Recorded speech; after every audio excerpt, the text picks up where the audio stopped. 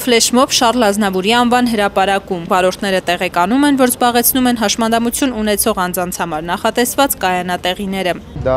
այն պարկինգներ են, որոնք հատկացրել է Երևանի քաղաքապետարանը մեզ համար, հատուկ գծանշումներ կան, հատուկ նշաններ ունեն հաշմանդամ վարորդներ եւ հաշմանդամություն ունեցող անձին տեղափոխող մեքենաներ, սակայն գրեթե միշտ այդ տեղերը զբաղեցված են լինում այլ մեքենաներով, որոնք դրա իրավունքը չունեն։ Եվրոպան այսօր նշում է հաշմանդամություն ունեցող անձանց անկախ կյանքի օրը։ Մեր երկրում տոնը նշում են այս ակցիայով անկախ կյանքի հայկական ցանց միավորումը ունիսոն հասարակական կազմակերպության հետ համատեղ։ Ակցիան ուղղված չի ոչ մեկի դեմ, այլ ուղղված է հանուն մեր իրավունքի իրացմանը։ Մարիամը 2 տարի է տարածքային կառավարման եւ արտակարգ իրավիճակների նախարարությունում է աշխատում, աշխատանքից գոհ է, իսկ գործատուներին հորդոր ունի։ Որոշ ջանքեր ներդնեն, որպեսզի հաշմանդամություն ունեցող անձանց համար ստեղծեն պայմաններ, որ աշխատեն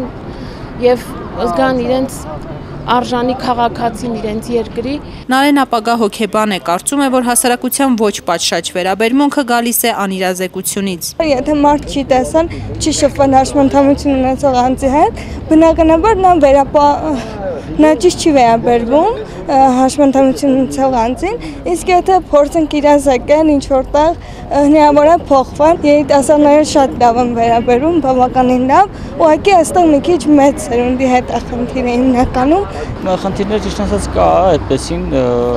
ու կարծում եմ շատ ավելին է, քան թե մարդիկ բարձրաձայնում են։ Ակցիան ձգվեց մինչև Թումանյան փողոց, մասնակիցներն իրազեկող թերթիկներ փակցրին մեքենաներին, հույս ունենալով, որ վարորդները տեսնելով հաջորդ անգամ իրենց համար նախատեսված կայանատեղիներում չեն կանգնի։ Այս խնդիրն ամբողջ աշխարհում է առկա, շատ երկրներում օրինազանց վարորդները տուգանվում են։